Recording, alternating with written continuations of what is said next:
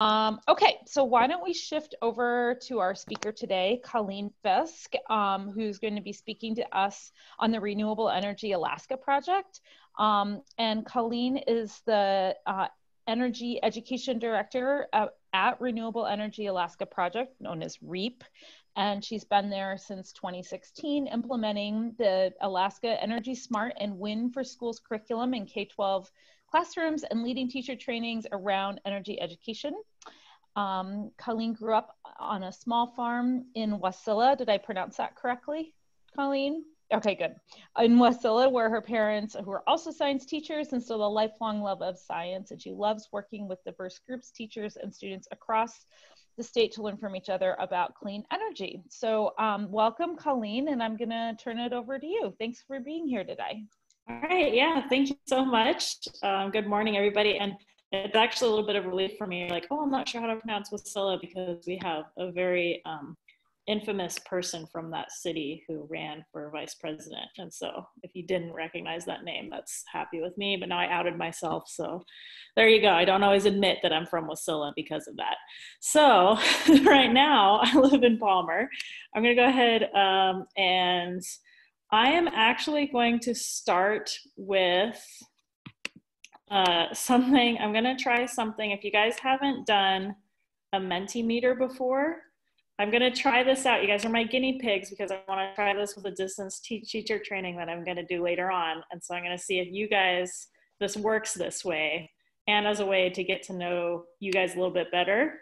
And so you need to go to menti.com and use the code 309256. You can do it either on your phone or another browser on your computer or whatever you wanna do to get to menti.com. And then once you guys start getting logged in, and start answering, then it'll pop up in this word cloud. And so this is one way that I like to start teacher trainings. I've done a lot of teacher trainings over the last several years, and the last, I don't know, 6 or 7 months or something, I started trying to use this Menti, which is a really fun way to engage the teachers. I used this when I did a presentation in Portland, which was like at my first national conference in March, right before everything shut down. And it was really fun to see, you know, we're at this national conference and all the people from all over who all is here. And so here you go. We've got, yep, Colorado, unsurprising, several people there. And I know, it's pretty fun. I got a couple Alaska people in my corner today too, which doesn't always happen. So I've been calling into the Clean Network for a few months now, and Frank N made the mistake of like asking my opinion about something, and then I said I could keep talking about it, and then they said, okay, well now you get to keep talking about it on a Clean Call. So here I am, and we're gonna be doing this. Okay, so I got that. Oh, I might have to go to,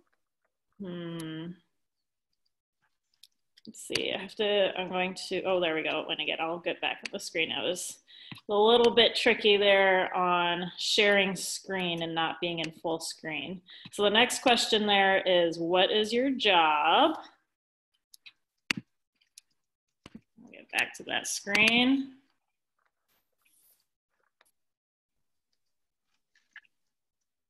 So we just have 4 questions on here. So hopefully this will go pretty quick.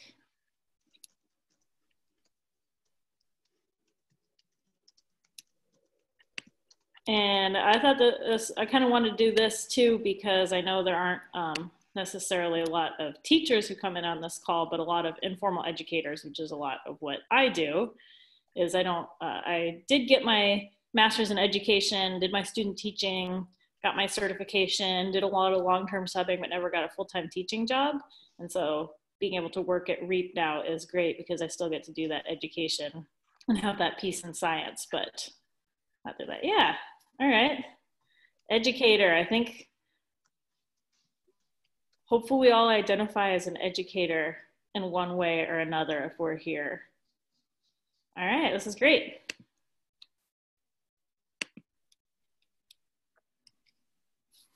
All right, so the next one, this is one I like to use, and hopefully, since you guys have increased energy literacy of more groups than I normally work with, hopefully you know this answer. But this would be surprising how many people don't know this answer, adults or children, but what their primary source for electricity in your community is. Like where I live in Palmer, most of ours comes from natural gas. But a lot of people think we do have a little bit of hydro, and this power plant is called the Klutna Generation Station, which is at a Klutna Lake.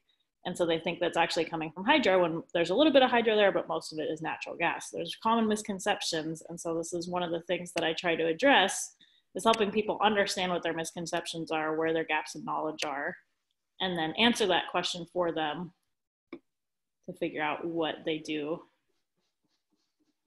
Hopefully change some of that, increase that energy literacy, as you guys are familiar with.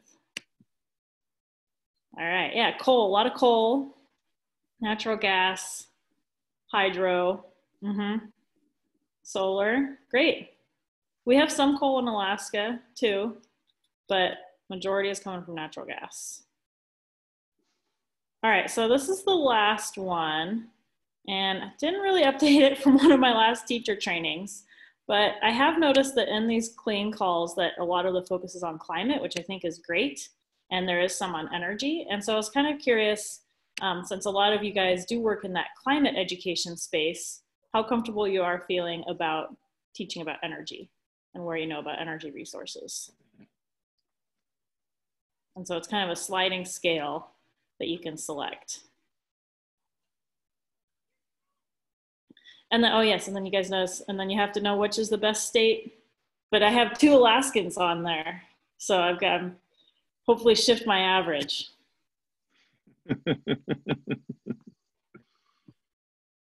Okay, good. I'm glad that a lot of you, I would assume that you guys were pretty comfortable teaching energy too, but it was still kind of curiosity for me. And like I said, I kind of copied this from another teacher training that I did too. All right, I think we got to everybody. All right, so that was it. That was my attempt at Mentimeter. I'm really glad that it worked on a Zoom call for me. And now I have my actual, and I really like it because you can see, you know, what the responses are in live time. And you can also use it as like a quiz. So I've also used, there's some free platforms like Kahoot, where you have it as a quiz. And the Menti, you do have to pay for it if you want to do like more than 2 or 3 questions. But it's a pretty affordable, like I think we paid $80 for the year or something for it. And then we just share it with all of the REAP staff to be able to do these quizzes. And then you can export the results, and you can do more than, like Kahoot is more like just multiple choice or true false only. Whereas I really like this platform, you can do the like word cloud and the range of opinions. All right, so now I'm going to pull up my PowerPoint, since that is, if you're going to have a talk with some teachers, you have to have a PowerPoint presentation. So here we go. And now I'm on full screen, so I can't see you guys at all. All right, but we're going to go through this and just shout out if you need me to stop on something. So here's me. I've got a great introduction. Okay, good. I can still see a chat icon if it pops up. Good. So kind of what we're looking at, I also want to start out too with a land acknowledgement. So I grew up in the Mat-Su Valley. I currently live in Palmer, which is part of the Mat-Su Valley, which is on the land of the Ahtna and Dena'ina Athabaskan. And this is close to, and I'm probably going to butcher this pronunciation, but the Dena'ina Kayak, which is in the Chickasaw Native Village. And then the REAP offices, which are in Anchorage, about 50 miles south of me, are near Ship Creek, which are in the Degayatunu and Dena'ina, the language spoken by the traditional present and future caretakers of the land. So I wanted to make that acknowledgement, that's one of the things I'm working on improving with my work, is making that acknowledgement and making sure that we're bringing in those Indigenous perspectives as well. And so this is me. I really like getting outside. I love Alaska. I love horseback riding and playing with my dogs. And then in the bottom is a photo of REAP staff. So as you can tell, we don't like each other at all. We never have any fun. And, okay, so we're a pretty small group. There's just, I'm missing from this photo, but there's just 6 of us currently that work at REAP. And we're a really small nonprofit organization. and we do education outreach all across the state. And so to kind of give a scale of the state idea of what this looks like, and our education, so REAP is there in Anchorage, I live in Palmer. And if you look at the size by US land area, we have 4 of the top 5 largest cities in the US by land area. So it's a really big state, so get to travel all over, but there's been a lot of places that I haven't been to that I still want to go to, and there's a lot of areas that I can cover. Anchorage School District, which I work with a lot, and which is where the REAP offices are, is the most diverse in the state. So there's a lot of different cultures that are there, and it's the 20th most diverse school district in the US too. So a really wide range of people in Anchorage and Alaska. So what we do at REAP, kind of introduction, we do hands-on, or at least for the education side of it. We do classroom visits, reached over 7,000 students. Of course, we're not going to get that this year. Did 18 teacher trainings to 329 teachers last year. We have this curriculum that we are responsible for updating called AK Energy Smart. And we also have this Alaska Network for Energy Education and Employment, or ANE, which is on the workforce development side of things. And I'm gonna have 2 of those slides. All right, so here's a scale for those of you who haven't been to Alaska or aren't familiar with Alaska.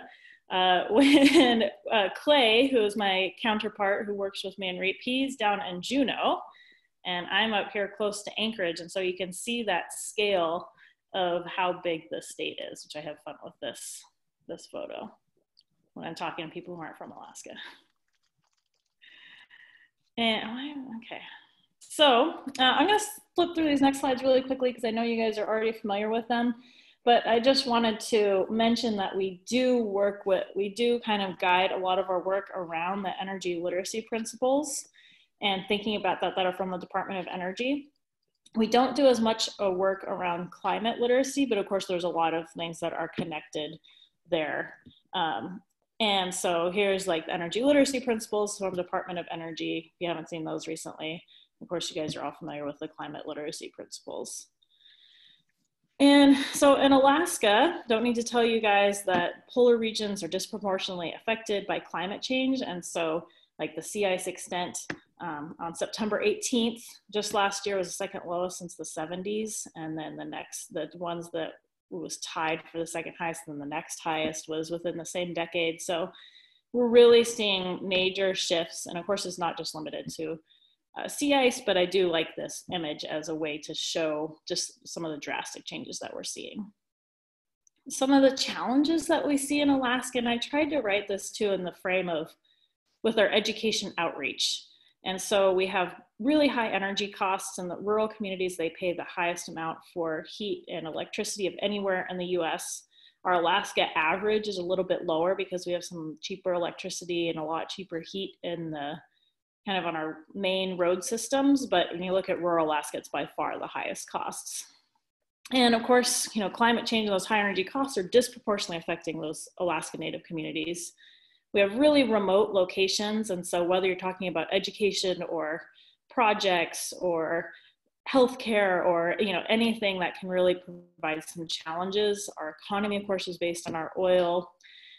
We have a conservative government, and we're not connected to other electrical grids. So we're not connected to Canada or anywhere else. We just have our own one kind of electrical grid, what we call the rail belt along the road system and the railroad.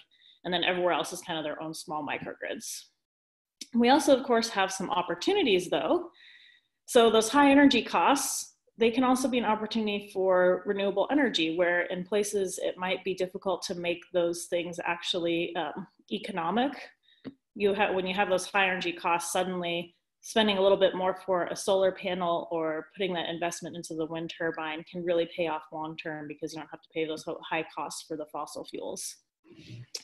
And climate change is widely considered an issue that we need to address. And so I know Frank was sharing before that Yale climate study. And so in Alaska, for example, you can see everybody is over 50% agreement. I live in one of the areas that has the lowest agreement at 64%. So even even in one of the areas with the lowest, we still have a pretty high general agreement. And so when we talk about ways that we want to address that, like through renewable energy or clean energy, we have a really strong leg to stand on there. And then we are leaders in microgrids because we aren't connected to those major grids. These small communities have had years and years of time where they have been working with these small grids, not connected to a system, and being able to integrate renewable energy. So as you're probably, I'm not sure if you've seen this exact stat before. I pulled this from a NEED info book, but with less than 5% of the world population, the US consumes about 18% of its energy. So when we start talking about this energy, like most of you, we start talking about efficiency first. So even though I work for a nonprofit called Renewable Energy Alaska Project, we're always talking about efficiency first. How can we reduce our energy use before we even start talking about adding in renewables to the mix? So looking at Alaska's energy consumption, this is a pretty busy graph. So I'm gonna try to explain it here briefly. And on the left, you see we have our sources of energy, by far mostly coming from natural gas. And then on the right, we have our uses, what the end use of that energy is. And most of ours is an industrial because of the North Slope with the oil drilling. And then on the very far right, you have rejected energy versus energy services. So this is basically the wasted energy that is lost mostly through inefficiencies in heat. And so if you start thinking about, well, can we recapture that heat? Can we reduce our inefficiency there? Then, someone said it as like, well, if I could use half of that energy, put it into energy services, that's like doubling the amount of resources that we have available. And this is why we talk about energy efficiency. And that cost, it's been said is like $1 billion in Alaska every year. And so that is a lot of money that's being wasted in our energy. And that's one of the things that we use when we talk to people about this. Now, this is this was the most recent one that I could find for Alaska. For the US, they had a more recent one, 2018. And so Alaska is actually even a little bit more efficient partially because of so much coal that is used for electrical generation here that you can see overall. But generally, you can see there's a lot of inefficiency throughout the US, not just Alaska. There we go. So, oh yeah, I had to throw in this pun. I was like, all right, a lot of heavy on the graphs, a lot of me talking. Had to throw in the pun here for you guys. Good old Tesla. So looking at Alaska's electricity a little bit closer, and this is coming from EIA.gov, these stats. And so this was February 2020, which was the most recent data that they had available. There was a few months behind. And so most of our electricity is coming from natural gas and hydro. And sometimes that hydro can be even more when we have really wet springs, or like last summer when we had a drought across a lot of the state and we had a fire that took out some power lines that came from a hydro plant. We can have much less hydro compared to natural gas. So this is what our energy looks like in the state. And for heating, we're looking at the costs here. Most of our cost is going to our heating, unsurprising. That's similar across the US as either space heating or cooling, depending on your climate. And so of course for us, this is our heating. And then where that heat is coming from is really different if you're talking about in Anchorage or the Mat-Su or the Kenai Peninsula and South Central, all of those are in South Central Alaska on the road system. That's mostly coming from natural gas versus rural communities that is coming from diesel. So diesel for electricity and for their heating. So when we start talking about teaching about energy, so that was kind of the quick and dirty overview of looking at energy in Alaska. And I told Frank he was going to let me talk about it. I was going to get to talk about Alaska. So there you go. And so now for the work that we do, kind of setting the landscape there. And so when we talk about teaching energy in Alaska, we keep all of those things in mind. And that, again, that's a big reason why we talk about efficiency first, because of those costs, those high use of fossil fuels around the state, And so how can we reduce that and therefore reduce costs to those most vulnerable communities? So the biggest thing we talk about or that we use is this program called AK Energy Smart, and one of the quasi-state agencies supports this program, and then WEEP is the one who actually implements it with this curriculum called AK Energy Smart, and then various programs, including classroom visits, teacher trainings. And then national, you guys are probably familiar with KidWind, at least, or the Wind for Schools program. And so KidWind is all across all this, like 30 different states, I think last year is what they participated in. Wind for Schools is in 12 states specifically, which is the Department of Energy funded program. KidWind is a totally separate program, but does work closely with Wind for School states as well. And then another one that we use is National Energy Education Development, or NEED, and they have a lot of free curriculum on all sorts of energy sources. So AK Energy Smart, this one, like I said, focuses on energy efficiency and conservation. We have 25 lessons that are broken down into these grade levels, K through 2, 3 through 5, 6 through 8, and 9 through 12. And then we also do this thing called the Power Pledge Challenge, where we partner with utilities and communities, and we deliver one of these lessons from AK Energy Smart, and this is a photo from that, where they calculate the cost of using different appliances using a kilowatt meter.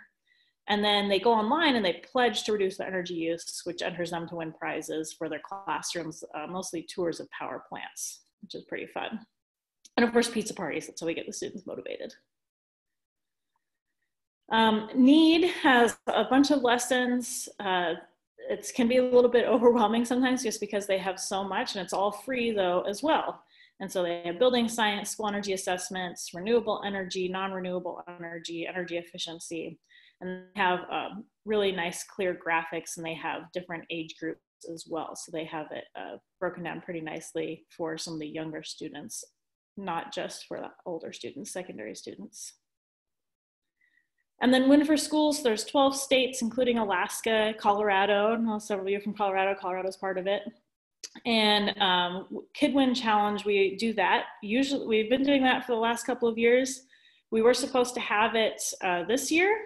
And what KidWind is, but it had to be canceled. It was going to be on March 18th, but that was right when school shut down in Alaska. And so with the KidWind Challenge, students build model wind turbines, and then they bring them to this competition, test them in wind tunnels, and present to judges and do a knowledge test. And so our local one was canceled. There's a lot of regional, didn't mean to go forward, well, that's all right. There's a lot of regional competitions, including ours that was canceled. The national competition, which was supposed to be in June in Colorado, was canceled. And so, but it's a really fun activity. We were able to get into one of the middle schools in February, and we, all of their 7th and 8th grade students who are in science classes did this. And so it was like something like 700 students or something went through and did this. So it was pretty fun. Even though we couldn't do our normal state competition, at least we had that one experience with them too. So pretty fun. And then when we start looking at this, we really are wanting these lessons to be place-based. You know, I've been talking a lot about Alaska and our high energy costs and our impact on climate, and how we have, you know, so many related or not even unrelated issues in rural Alaska. And so having these lessons be place-based, thinking about what your local energy source is, getting teachers and students to be thinking of using their school and their community to be able to learn about these energy issues, not just from a book somebody written in the lower 48 who doesn't know Alaska at all. So we do things like encouraging them to visit the local power plant, like I said, with the Power Pledge Challenge. That's prizes that we have for the students too. Calculating the energy used in their classroom or school or at home, meeting with a school facility manager, and really thinking about the food, energy, water nexus is also really important in rural Alaska. I think about one of the highest uses of energy in some of these rural communities is their water treatment plants or wastewater treatment. And then, of course, relating it all to local ecosystems, right? It doesn't just have to be about our electricity and our heat, but understanding, you know, your tree systems, understanding those ecosystems and how all of that is energy as well. Okay, so I do have time. Went through that pretty quickly. And so I threw in some slides here at the end as an example of one of the lessons that we teach that's really popular. This is part of what we use in the Power Pledge Challenge. And so this is the Arctic Star, or the Army Star. And this is on the side of the mountain. You can see in that bottom right photo. There's this big star on the side of the mountain that you can see in Anchorage in the wintertime. And so it's just a bunch of lights strung up in the shape of a star. And this is what I go through with the students. I say, how much did it cost to power the Arctic Star last year? So Arctic Star, a little background, they turn the Fort Richardson, the base, and Anchorage, they're the ones who pay for this and maintain it. They turn it on the day after Thanksgiving, and they leave it on until the last mushroom, the Iditarod, the red lantern winter, crosses the Burled Arches and Nome. So this one was the 2018 to 2019, November 23rd to March 18th, so 116 days. Now, they're still mostly using incandescent light bulbs for this, which drives me nuts, but that's part of the point here that I go through with the students, is that they're 75 watts each. They're on about 16 hours a day, or they're on light sensors, so I did an average 16 hours a day through our dark winters. And so the cost per kilowatt hour in Anchorage is about 19 cents per kilowatt hour. And then I walk them through this calculation. So that costs almost $10,000 to run the Arctic Star. Pretty crazy. And so this is one of the lessons that's really shocked students, that this can really add up, that having those lights on for so long can really cost so much. And then I do something like, okay, well, how much does it cost to play a PS4 in this community called Lime Village?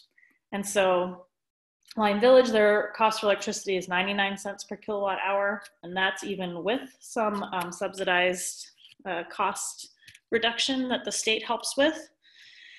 That's called PCE. That's conversation for another day, but 99 cents per kilowatt hour for playing your PS4 for 4 hours a day, every day for a year is going to be $404. So again, this can really surprise them. And it also helps them realize that not everyone pays the same cost for electricity, because a lot of these students are students that are on the road system, and they're not used to having their families talk about worrying about their electric bills. So then what I do is I go through, okay, now let's get to the efficiency side. What if they use 10 watt LEDs instead of those 370, 75 watt light bulbs? So it's gonna be the same, of course, same calculation, and it's only $1,300. And so this is an extreme example for them, but it really helps them understand what a big difference that efficiency can make and how much money that can save. And then I really tie it back to, okay, now where is your electricity coming from your community? It's coming from these fossil fuels. So if we're reducing our energy use, not only are we saving money, but we are reducing that fossil fuel cost. And a lot of times, even though all of us at REAP are, very concerned about the climate, and that's one of our biggest motivations, we have a lot more success at having these conversations, even with students or with teachers or the general public, when we talk about this in terms of the economics first, because it really does pan itself out very well. So there's the cost savings, $8,400 every year. All right, so what we have been doing at REAP, I threw in this slide yesterday because I was thinking about this, like, this is our REAP work but we've had to shift and really adjust because we've had to do everything online. And we've had a little bit of experience with doing some distance education. I had done some distance presentations with students who are in really rural communities that I couldn't visit, or it just was cost prohibitive for me to actually be able to travel there.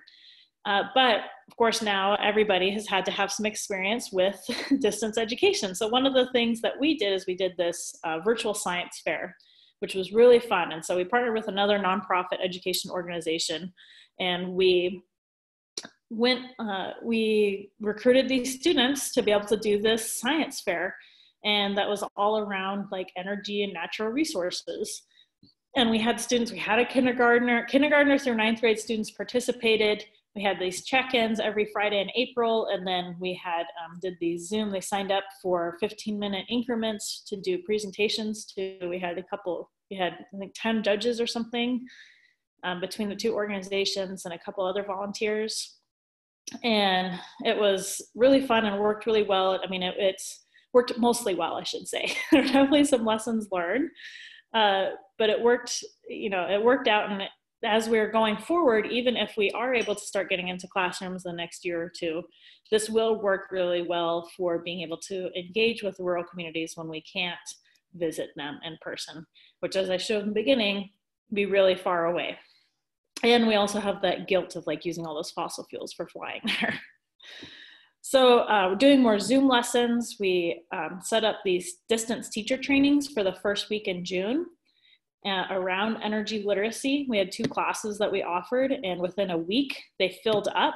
We have 45 teachers in each class, and so we decided to offer a second set of classes the second week in June, and we already have like 20 teachers signed up for each of those. And so this is something that is really of interest to these teachers who are not necessarily in the Anchorage School District, which is our largest school district on the road system, has a lot of opportunities, but we're getting teachers from communities like Kotzebue and Nome and Iliamna and Juneau and all of these places that maybe sometimes have these opportunities, but not as often. And so being able to do it from distance is really benefiting them. And there is a big incentive too, because we're sending them supplies to participate in the class, and we have a grant that covers the cost for their continuing education credit. We also work with UAF Bristol Bay campus. They have something called the Sustainable Energy Endorsement, and they've been offering distance classes for years. And we've been working with them for a couple of years as well. And so that is something that they have had a lot of practice with, and we're continuing to work with them on that. We have a lot of partnerships that make our work possible. Christy is on the call from UAF.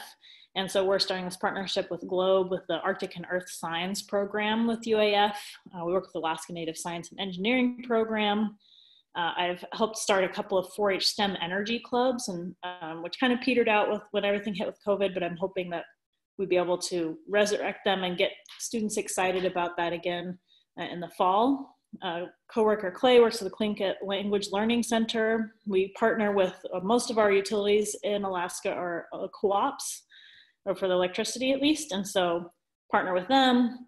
Alaska Resource Education, another nonprofit. And then for REAP, as our structure as a nonprofit, we have about 70 organizations that support us, that pay dues to become members, and many of them help support our work and partner with us on one-offs or volunteer for education. And so there's a lot of partnerships that we really value, and we truly try to spread out that diversity to be able to do our education work. And so kind of what we're looking forward to here is, as we're getting better at this distance learning, as I said, we'll be able to use these lesson learns for some of our outreach. We're trying to improve our assessment of our impact when we do these lessons and do these programs with students and teachers, things like the Mentimeter for teacher trainings, or even when we work with students for like a week or two, looking at some regional focus. So like Juneau's in Southeast, but we have new staff. Some of you probably saw Tyler Katzmar has been on some of these calls. He's traveling this week, so wasn't traveling. He's, that's a whole other story, but he is not able to do, but working on what are some different regions that we can focus on. How can we, instead of reaching as many students as possible all across the state, how can we maybe do some regional focus? Working with more student groups like 4-H and the Boy and Girl Scouts, and really developing and improving our in-state network of teachers who are interested and passionate about this. So here are some of the resources for the work that if you're interested in that curriculum that we work on, akenergysmart.org, that has all of those lessons you can download for free. If you want to explore other resources, we've recently launched our new website, and we're putting in resources that we use, whether it's education or not, just Alaska or related to issues in Alaska. So that's on our resource library. And then Recharge Academy, if you're more interested in renewable energy education. Recharge Academy is really cool. It's a photo of me from when I went in 2017 when it was in Fort Collins, Colorado. And it was canceled this year. It was supposed to be in Rhode Island this year. Usually in July, but if you want to look more into that, I would definitely recommend them as a resource as well.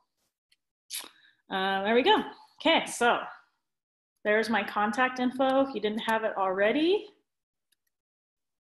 And stop the share. I can always put that in the box too. Okay. All right, so now I can actually see the chat. Yeah, there are definitely some questions that came in. So I think the first one was from Jim.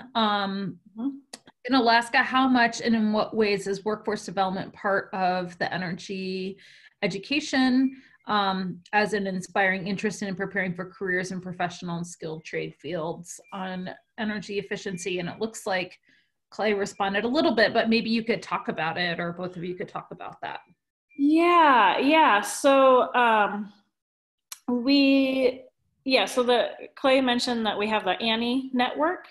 And in general, it is definitely the energy efficiency side for the workforce development is really important in Alaska. And there are certainly, renewable energy jobs. There are, some solar companies and people who do solar installations, but there's a couple of wind techs, but a lot of wind techs are being flown from out of state because it's like proprietary, GE turbines need to be done by, techs who are certified by GE, and we don't have a lot of those in Alaska, right? So a lot of our clean energy is through that efficiency side of it. And so Chris McConnell, who is the director for the Annie Network, he works on connecting people to those training opportunities and helping people know that they're there. And he, has set up some workshops as well, and also working on the distance learning side of it. Like, how can we bring in people who are in rural Alaska who maybe only work part-time at the as an operator at the power plant, and the community can't afford to pay them full, to go to school, to go to this training for full time, and also be gone from their community for 2 weeks. It can't happen during hunting or fishing season, right? And so, there's a lot of these challenges around that people are working on for that. But that is part of like our education outreach, especially for the older students, not as much for the younger students, but for the older students, talking about, look, there are jobs here that are available. Like, you could do weatherization, you can, do energy audits. You can, even if you work in a power plant, just understanding how to make that power plant more efficient can really make a big difference. Or if you're a principal at a school, how can you help work on that? And so really helping people understand that energy efficiency thought of it and that workforce development, even if you don't consider yourself in an energy career, is still important. So hopefully that sort of answered it. Let's see. Yeah, and then Frank, you had some comments as well. Did you want to? Yeah, absolutely. So awesome. Thank you for doing this. It's always good to have another part of our community represented. And so I love the work. The thing I noticed was, and maybe it's, most of the times when people think about the clean portal, they think about climate literacy. And, there's a whole lot of work in there on the energy literacy side. There are the clean energy guides. So they're for every essential principle. There's a whole page talking about energy literacy. And we were part of the process to get energy literacy. I helped with that process, but we actually made it a priority to find resources in the clean collection for each energy literacy principle and concept. And so we have a whole tagging system. It's a little buried in the search, but there's quite a number of resources that you can search by energy literacy principles. So if you go to in the collection, you go all the way to the right and all the way to the bottom, you can open up and search by energy literacy. So I thought that those two things would be really useful to consider how the clean portal can be helpful to this work. And then also the last then is anything that you think is energy literacy related that you are aware of or have made, please submit them to their clean review process so that we can continue to build that more robust energy literacy process. Katie would be the one who sees that. I was going to say the same thing. Yeah, anything you know of, submit to us. I do know some of the things you mentioned today. We have some of them in there, like some of the stuff from Kidwind. I know we had in our collection before. If those links are still active, those are in there. But yeah, definitely, we're always looking for more energy side resources as well. So. Yeah, and part of it too is I hadn't dug into to look at, because you guys have so many great resources on there. So it was like, okay, compared to what I have versus what you have, I haven't quite, haven't done all of that yet. If there's anything that you guys aren't, but yeah, hopefully I'll have. Nice thing too is I work year round, and the summer tends to slow down for me. So that's the sort of thing that I can do like over the summer once the teacher trainings are over, to be able to dig into that more. And yeah, thank you for sharing that. That's perfect timing too, Frank, on those energy literacy principles, because then I can share that with the teachers too. Perfect. I want to dig into that more. And then looks like I have a couple questions from Frank. If I'm not. Sorry about that. No. Same guy. Well, and Frank Granshaw too has some. So. Okay, cool. Go with that other Frank. Yeah. Are there CTE pathways for wind energy? So yeah, I'm not familiar with the Solutions Project, but there's a couple pathways for wind energy in the state. So we do have, it's called AVTech, the Alaska Vocational Technical and Education Center in Seward, that occasionally does wind turbine training, wind tech training, basically for anybody who's interested. They offer that as one of their classes. But mostly what happens is that there are communities that there's a lot of communities that have wind and diesel combination, especially on the western coast of Alaska. And so they're trained up on the diesel side of things, and they're part of the power plant operator. And then and that's one of the limitations, or one of the gaps that we have in Alaska, is we don't have that great training for those who might be working at those power plants to understand that wind. But they do get some training, on the job training with that wind, on those wind diesel systems that they have. And then let's see, Frank Granshaw's question, sorry if I'm pronouncing the last name wrong. So the Power Pledge Challenge, are you talking the online challenge for Kidwind? Or, yeah? Okay, yeah, so for Kidwind, it is 4th through 12th grade who can participate. So that is, and they do like a middle school, and so they have like 4th through 8th graders compete against each other, and 9th through 12th graders compete against each other, and there's a couple other categories within those too. And normally it's teams of students, it's not usually individuals, teams of students who work on these Kidwind competitions. And then Vernier, so Vernier doesn't work with REAP directly, but they support Kidwind, that national organization. And they have the sensors that we use in the wind tunnel testing. We use one of their like grow energy sensors that we use. And they also, I think they provide some financial support. And I know they often have judges like at the national competition. So they do a lot of support with the national Kidwind group. Okay.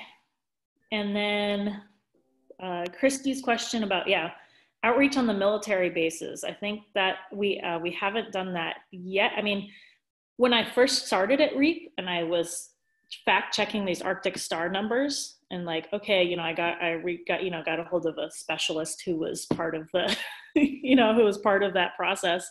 And he was like, yeah, we do use those 75 watt incandescent bulbs.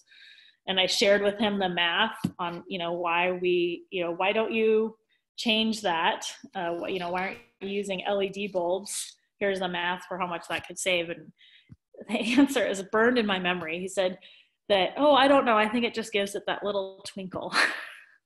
It was crazy.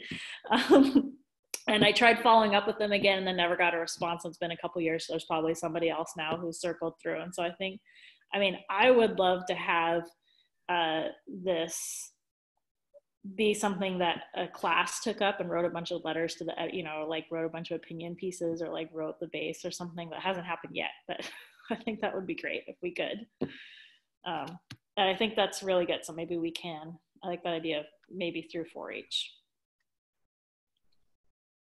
Okay. I see some great comments on here, but were there other questions or other things or any discussion talk we want to have here? my last bit of time. All right. Have to check out this video that you just shared, Jim. Because I think, yeah. Actually, there is a question. I think, Patrick, I think you just said that to me by accident. But for you, Colleen, is there any progress in tidal energy in the Cook Inlet? So, as far as I know, I guess I'm not sure how recent you're thinking about, or like what your most recent information is. Like when we had because right, it's like the largest tidal range in the US, huge tidal potential. In Cook Inlet, that is, relatively near where I live. We're mostly getting our electricity from cheap natural gas. We have, really low electricity costs. And so tidal right now is just not economic, it's not at the stage where it can economically compete. So even though they have done feasibility studies and seen, okay, here's where a good spot would be, where we have good tidal range, and it's close to the grid, so we would be able to connect to it. They've done those studies and said this is potential. It just, because it isn't, can't compete with the natural gas, and they haven't had that appetite to keep it. They're using more of hydro and wind to increase, because that's more, economically competitive to increase their renewables. So we haven't made a lot of progress there. And then we also have an endangered beluga population, but they haven't done the studies on any impact on those yet. Yeah. Good question.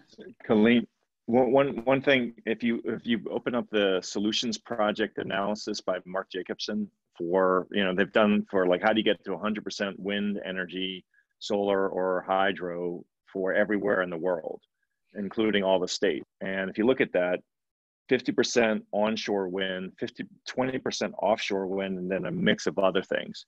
So it's mostly wind for renewable energy, low carbon energy for Alaska. So that's why I asked the CTE, like, because if that's the case, jobs, it's a lot of jobs. It's 47 different job categories to make wind. It's a massive enterprise to pull that off. So if you're gonna make 70% from wind in the future, that's where I think the stuff we do comes in very nicely, because getting kids excited about jobs and getting skillful and understanding and knowledgeable, and then community support for it, that's kind of where the magic sweet spot is. But it's jobs and money, not necessarily environment as the lead point. Mm-hmm. Exactly. Yeah. And that's what I talked, about the education side of things, which obviously I'm biased, I think is the most important piece. But, we have other people at REAP who are working on that, like the policy side of things, how to encourage, because it takes both sides of it. So, what is the policy having, like trying to set up a green bank in Alaska, for example, to be able to fund clean energy projects, which could help support so that education and the jobs is really important. But if you don't have that policy to help support that, that can be difficult in the state that is oil focused. Sure. Yeah. Yeah, that's great. Great, thank you. Any other last questions as we head towards the top of the hour? Or any thoughts? See, there's one from Anna in the chat there. Oh, there is? I'm sorry. Teachers often have to navigate controversial conversations. So that's a good question. I think that they sometimes do. And this is not necessarily energy related, but I remember I got this kind of, random, when I was substitute teaching, I went to Wasilla High School, and the teacher it was like first day for break and he was sick or whatever. And his lesson plan was teaching about evolution. And I was like, are you crazy? Like, this is what you're sending me to do at Wasilla High School? Like, this is what you're having me do. And I got a little bit of pushback, because I was just like, all right, well, we're just going to go through the book and this is what it is. And got like one student who kind of pushed back from it. And I was just like, well, this is how, here's the science, and this is what we believe, and this is what we're talking about today. And then that was it, and it was fine. and moved on. And so I think a lot of teachers have, you know, those sorts of conversations, and they feel uncomfortable even, you know, talking about climate change or evolution, or both can be hot topics in the state. But not as often as you would think. You know, I think teachers don't give their students enough credit, and, you know, that's why I like trying to share that map, like from Yale, like this is how many people in Alaska believe in climate change, and that it's anthropomorphic, people caused by climate change. And so that's getting a little tongue-tied here after talking for a while. Thank you. Yeah. I was just wondering if the energy, if there's, that sparks some of these controversial conversations. Yeah, I haven't seen it too often because it is, you know, economic, and because people are so much seeing that we need to do something about climate change in Alaska. Great, thank you. Great. Well, thanks everybody for joining today. Thank you so much, Colleen and Clay, too, for being here and for sharing about your program. That was really great. Thank you. Yeah, I'm glad Clay was there to be able to do. I sat in a different, more comfortable spot instead of using my second monitor, which I didn't think about, because then I could have had your guys' chat while I was talking, but that's all right. Lessons learned, right? So that's great. I mean, yeah. Well, thank you, everybody. Yeah, and I think next week we're going to be focused. Frank, you're going to be presenting about the national strategy for ACE, the Action for Climate Empowerment for the U.S. Yeah, but we're specifically in Colleen. I was going to ask that you join us because we're going to be focusing on career and technical education. Oh, awesome. And so anybody who's interested in that, really zooming in on that strategic part of this wider strategy, that will be the focus of next week. So come join. Yeah, I think I technically have that day off, but I can totally call in. That's with my cup of coffee before I start my day. Just an hour. Yeah, exactly. And I shouldn't say coffee. I don't even have my cup of tea. I start my day before I go out and do my chores. Do that. Great. Thank you. Well, thanks everybody.